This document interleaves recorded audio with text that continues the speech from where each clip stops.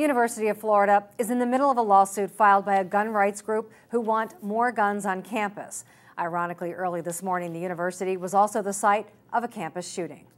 The call came into the University of Florida campus police after 2 a.m. after two people got into a fight near Murphy's Hall. Major Brad Barber says one man hit the other and then it was on. The suspect then grabbed a firearm that was in the possession of his girlfriend. It was actually in her purse. Took out the firearm and fired one round, either in the air or the ground. We're still trying to determine exactly where. Did not fire it at any individual, but simply fired one round.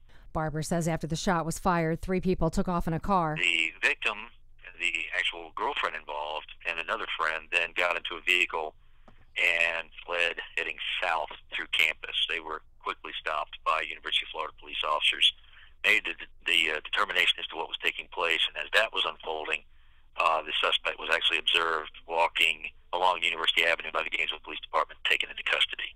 Major Barber says Gainesville resident 25-year-old Clay Allen Shanks was arrested and charged with firing a gun on campus, firing the gun under the influence, and resisting an officer. He says 21-year-old Sarah Gooden is also charged with carrying the firearm without a permit and tampering with evidence. The University of Florida just so happens to be in the middle of a lawsuit filed by Florida Carry. The group wants students to be able to keep firearms in their dorm rooms. Representative Greg Stubbe, whose campus carry bill failed to become law in the last legislative session, says he plans to refile the bill. I support the fact that I think people that have a valid concealed carry permit should be able to carry in their home, whether they live on campus or off campus.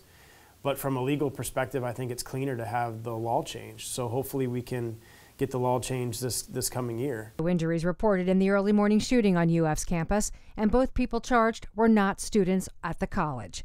Suzanne Lee, SNN, Suncoast News Network. Well, with that lawsuit filed, some are calling it coincidental that a shooting would happen on UF's campus. On July 14th, the 1st District Court of Appeals heard oral arguments in the case of Florida Carry versus the University of Florida, which puts forth the proposition that people have the legal right to possess firearms in university housing.